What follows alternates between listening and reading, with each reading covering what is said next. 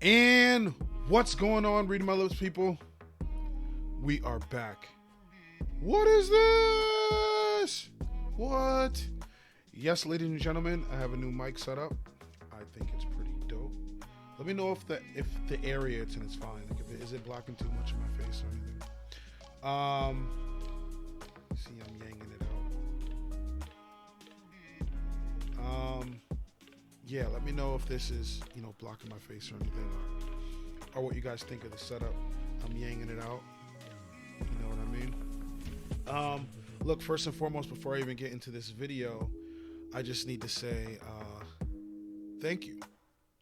This whole setup wasn't done on my own accord. This was done through you guys, through the support of the subscribers on my channel and for fellow Yang Gang members. You guys have looked out for me immensely, and now I got the mic set up. I'm gonna do a mixture of both. I'm gonna do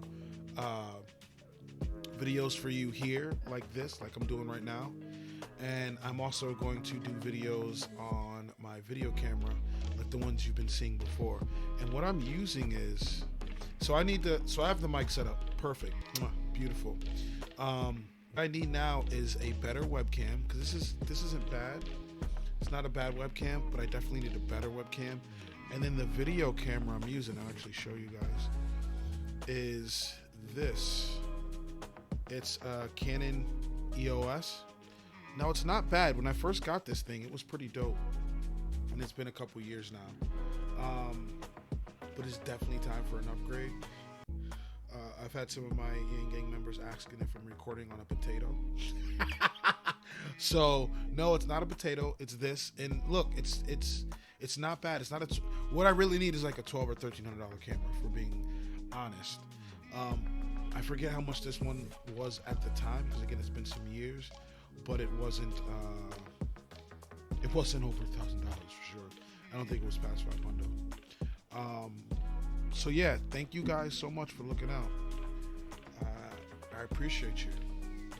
So what this video is about, I dropped a video yesterday actually about a generalization of how I felt the Democratic debate went and how I thought Andrew Yang did. And I didn't do a winners or losers. And I've got requests since then to do a winners or losers video. So that's what this is going to be. It's going to be a winners or losers video. And, of course, if you agree or disagree with whom I pick, let me know in the comment section. I appreciate any and all feedback. So, winners and losers of the 5th Democratic debate. Let's start with losers. And I'm not going to get in depth with what made them a loser. I'm just going to generalize it really quick. So Amy Klobuchar, a loser. And I put my biases out. I'm going to put my biases out there first. I'm not a Klobuchar fan in any means, in any way, shape, or form. So I'm letting you guys know that ahead of time. But even if I'm not a fan of the candidate, if they performed well, I'd say so. And I'd say that the candidate we want would have to step it up, or etc. So Klobuchar, I don't know how she's still here. She's actually gone up some in the polls, which is interesting.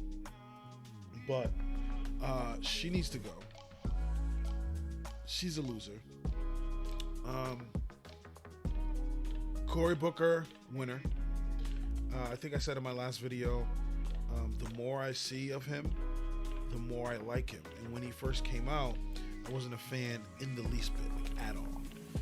I wasn't a Cory Booker fan. But he continues to impress me. Every time I see him on the stage, it's almost like he knows he's not going to win, and so the gloves are off. But little do the candidates realize, if you would have played the game, so to speak, with gloves off from the beginning, you would have been good. You would have been much higher in the polls than you already are. Now, your policies, most people still won't agree with, but at least personality-wise, people would have vibed with you. And I think Cory Booker's low-key Yang Gang anyways. So Cory Booker, a winner. He performed well during this debate. Joe Biden, loser. I think you sealed your fate with the marijuana issue he spoke of. The fact that it's a gateway drug. Nah, bro. Wrong answer. You failed on that one. And he tried to backtrack on the debate stage, saying, no, I'm completely for decriminalizing it. Blah, blah, blah, blah, blah. Bullshit. It's not what you said. And you need to own it. I'd have more respect for you if you doubled down than try to take it back, because you knew that was stupid. And like I said, every video that I've spoken on Biden up to till now, his brain is melting. And I don't want to get on him too hard, because I legitimately think like he's deteriorating. I legitimately think like he's slowly losing his mind, and it could be a health issue. And like when Bernie had the heart attack, a lot of people were like, man, oh man, like I legitimately, worry about him. He needs to step down because health is health is health. You need to be saying the same thing about Biden. Legit, like if you care about the candidate's health, Biden needs to step down because his cognitive abilities are on the decline. It's evident. Kamala Harris, loser. She's trying to swing haymakers. She's trying to win on something. Like last time it was Twitter, and that failed. And then she went after Tulsi and tried to get on her about going to different organizations, to different parties, and pleading her case, and tried to make it seem like that's a bad thing. You're the only one that thinks that's a bad thing, and that means you're losing. That means you haven't smartened up yet. You haven't smartened up yet. It's not a bad thing. People love seeing that. That's some of the praise Andrew Yang gets, is he's not afraid to go anywhere. And let me just say, this makes me think that they actually fear Yang, man. They really fear Andrew Yang, because Yang's done the same thing Tulsi has. Yang's gone on different parties' shows. He's gone on Tucker Carlson. He is not afraid to go to the right and speak his mind. And nobody said that. Nobody went after Yang about that, but they tried to go after Tulsi. They hate Tulsi Gabbard. I think they might hate Tulsi more than Bernie, and that's a lot of hate. That's a lot of hate. That's soothing. You're seething hate. You might be a Sith. Like, that's how much hate.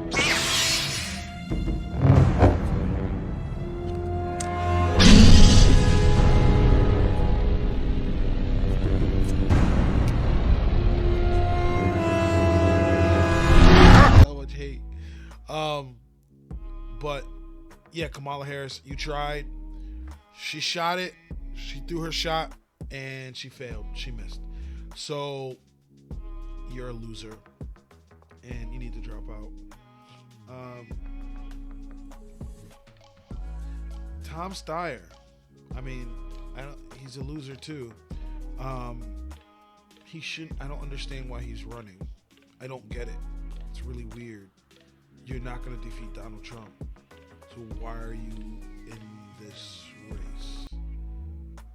You're literally wasting time. I don't for one second believe you're running to become president of the United States. I don't know if it's for, if you have some sort of meticulous plan laid out for later on when you drop out. Something to do with name recognition. I don't know what it is, but there's no way you truly believe you're going to be president of the United States. And I don't think he's necessarily a bad person, guys. But I don't think he's going to win either.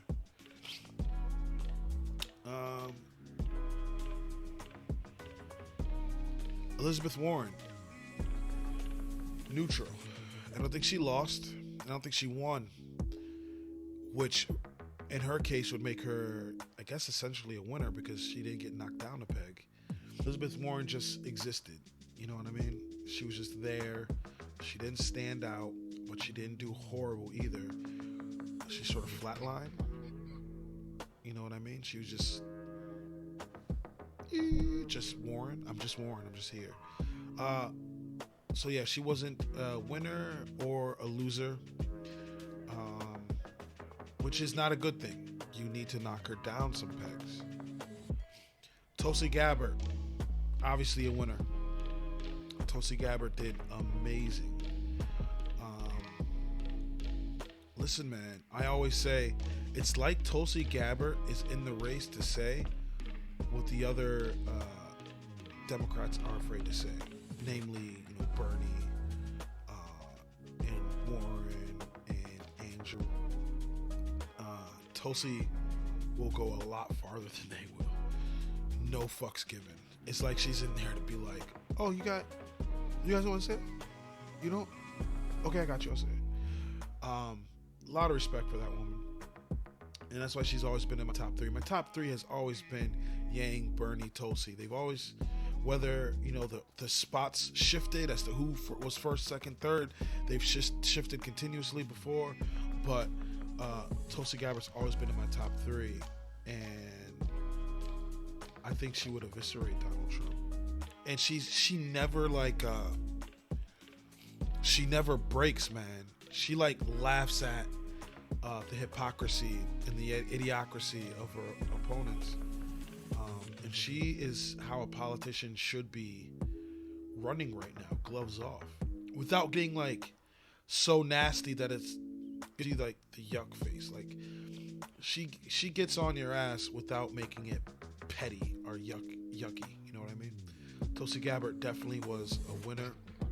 Now I'm gonna say in that exchange with she won in the exchange against Kamala Harris.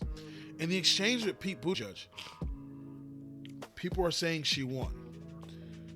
Listen closely, people. For us who understand policy, for us who understand the truth and how these things work and the facts of the matter, it looks like she obliterated him.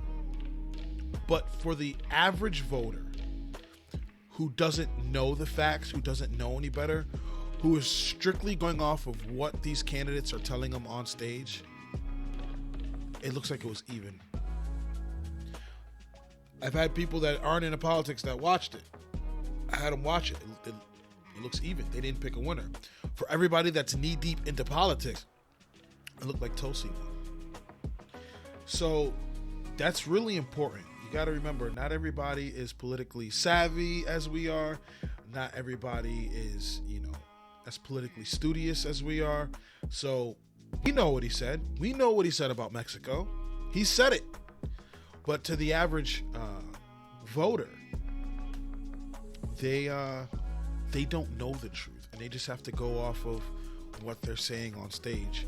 You got to remember, most people don't even take time to do the research. They really don't. It's one of the issues. So to somebody that's politically inept, it looks like it was even. Okay, for us, for most of us rather, it looks like Tulsi Gabbard was the winner of that exchange. But again, I put her as a winner of this debate. Now, since we're talking about Pete Buttigieg is a loser of this debate, but not as hard a loser as you thought he might be. They didn't touch upon his fake black support of black leaders. They didn't touch on that at all. That was your chance to KO him. That was your chance to cut a swath through his campaign. And he didn't do it. They didn't touch on that. He was probably fucking sweating bullets and didn't touch it. You didn't touch that subject. And that's a fail on MSNBC's part. And that's a fail on everybody on stage. You don't think if Pete Buttigieg got through that Trump ain't going to talk about that? And you don't think some people are going to listen? So, and then he's like a robot. I don't understand the real him. There's no way he acts like that 100% of the time. I refuse to believe Pete Buttigieg walks around acting like that at home and in his off time. Like, there's got to be a switch. He's like, okay, I can be the real Pete now. Because the Pete that's on stage is a fucking robot. Yet your fake Obama impression, him and Beto had like a fake Obama impression. It's not you. You're not authentic. I can't even begin to try to wrap my mind around you being POTUS until I see you for who you really are. And you haven't shown us that yet. So Pete Buttigieg is a loser of this debate, but nowhere near as much of a loser as he should have been. And back to Elizabeth Warren, nobody touched on her Medicare for All fiasco that she's trying to put out there. So back and forth, Warren, that nobody's really going to trust you. Just keep it a buck. Just say you don't want to do Medicare for All, or say you did this plan because you didn't want to say that you were going to raise the taxpayers' money, because your plan is atrocious. You're not going to be able to come back later on and pass a different bill. Like, you should know better than this. And nobody touched upon that on that stage either. And I'm not saying if her plan is or isn't Medicare for All, because that verbiage matters a lot. I've discussed this on many podcasts. I've discussed this many times. The verbiage Medicare for All means a lot. Whether you think your candidate is or isn't for Medicare for All is one thing, but for the people that aren't politically savvy, the words Medicare for All, and for the people that are on the left, the far left, the words Medicare for All mean a lot. But I'm not even discussing if she's for Medicare for All or not. What I'm saying is her plan, how she's going to integrate it, is horrible. Andrew Yang, the biggest winner of the debate, followed by Bernie Sanders. Bernie Sanders had a strong debate.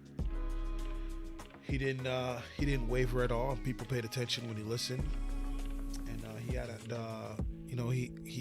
when Bernie spoke, he had some chuckles in there. So I'd say he was actually number 2 in this debate. I think Bernie Sanders did a pretty good job. He's a winner and he's a contender, and Yang Gang needs to understand that Bernie is a threat. Like, I know a lot of Yang Gang say, he's old and his ideas are archaic and things along those lines, and I'm not going to argue with you on that point. Those are genuine feelings. But you got to understand, people like Bernie Sanders, and he is a genuine threat to Andrew Yang. And you can't take him lightly. You can't take any of the big 3 lightly, but definitely pay attention to Sanders. He's a threat and a force to be reckoned with. But the winner of the debate, the man who had the least amount of time and had the best closing statement, was Andrew Yang. He won again. He won the last debate. It was him and Bernie last debate. Look, they are trying to cut him off by the heels, man. They're trying to cripple Andrew Yang. Make no mistake about it. And they tried to do that by giving him silly questions, which he counteracted with wit, policy, and humor. He had the attention of everybody in the audience. They hung on his every word. They were clapping. They were laughing. It was really good. He had half the speaking time that the other candidates had. And so he had such a little bit of time and made the best use out of it. And he won his debate. He is the overall winner of this debate. And you could be saying, well, your channel is pretty much dedicated to Andrew Yang. You're biased. If Yang screwed up, if Yang did not win this debate, if he had a horrible night up there, I would have said it. That's something we have to do with our candidates. If you don't agree with something that they're saying, I can't be the kind of person to just straight kiss ass and not call their candidate out on some bullshit if I think it's some bullshit. So trust and believe me. If I thought Yang screwed up, if I thought he had a horrible night, if I thought he didn't do a good job, if I didn't like any of his policies, I'd call it out and I'd say it for what it is, because that's just being honest. that's not the case. Andrew Yang knocked it out of the park. He did a tremendous job. He really did.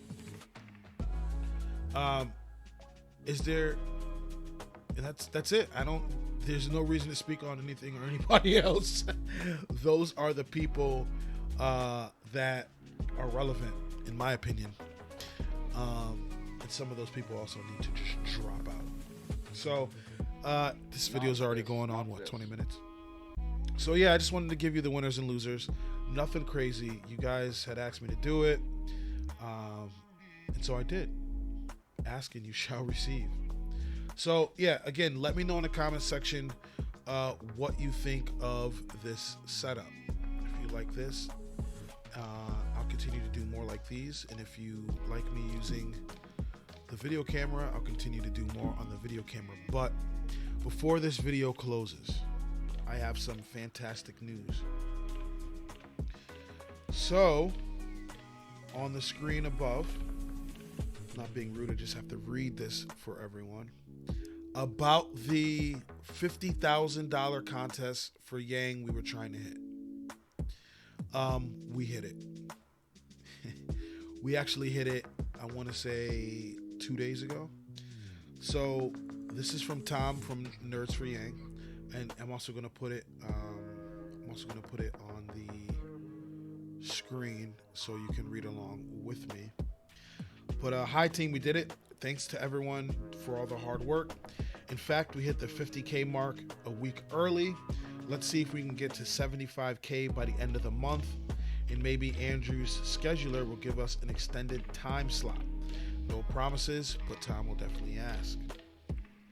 As a reminder, the interview slots will go to the top 2 money raisers and 1 randomly selected from the remaining team members who raised at least $500 by November 30th. Since he's already interviewed Yang before, he's discussed it with the campaign, and pretty much Tom will just be the host. He'll host it, meaning he won't do an interview since he's interviewed Yang before. So he's gonna play host, which is dope.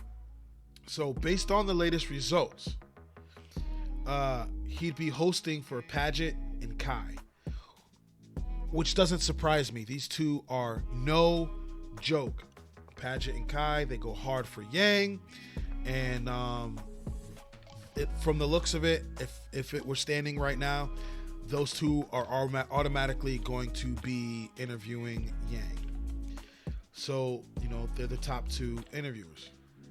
And the third interviewer will be selected at random from either Hustle, Mindwave, or yours truly, Read My Lips. Now, I don't know how the random selection works. I don't know if he's going to write our names and put it in a hat. I don't know if he's going to put it in an auto generator. I don't know if we're going to do rock, paper, scissors. But I play mean rock, paper, scissors, boy. So that's what it's looking like. And I'm so proud of you guys. $56,000, $56,503. So Paget did 25K herself. Insane. That is insane. Nerds for Yang did 13K, but he's gonna be the host, which would make Kai the next. He did $8,000, $8,600. Hustle and Film did $4,200. Mindwave did $1,100, and Read My Lips did $1,800. That's $1,800. We are, you know, Hustle, Mindwave, and myself are in the random slot for the interview, and whether it's me or whether it's them, I'll be tuning in, and I think it'll be an amazing interview nonetheless. But trust and believe me, folks, I want it to be me. I want to interview Andrew Yang. I think we'd have a hell of a time. And I think it would be interesting talking to him about how I was Bernie and now I'm Yang. And like I said, if I'm that third place slot and I get to interview Yang, I'll take 6 questions from you guys. I'll let you guys come up with 6 questions to ask Andrew, and I do that. I owe you guys a lot, and so I just want to thank you. want to thank anybody that's donated in my ActBlue link to Yang. It's really appreciated. It's greatly appreciated. Speaking of donations, since we're already on the subject and I'm about to close out, I have a Cash App, a PayPal, and a Venmo link in the description below. Please feel free to donate to Read My Lips to help my channel grow. Any and all money will go to equipment and cameras and things like that. My next thing is to upgrade this bad boy. The Canon has served me well, and again, I'll continue to use it, but it's time for a new camera. Not a potato. So yeah, Cash App, Venmo, PayPal, feel free to donate in the link in the description below. It's appreciated. And if you like what you see, you like what you hear, please like, comment, and subscribe. I really appreciate it. If you don't, let me know in the comment section why. I'm down to talk about it. Hopefully I'll be talking to you guys soon. Have a good one. Peace.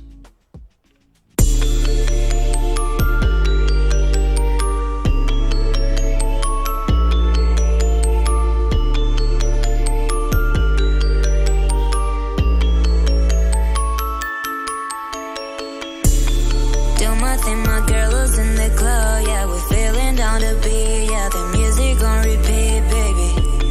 I don't care, no one like you, don't need me. I know that you can feel me. We're dancing with my bling bling.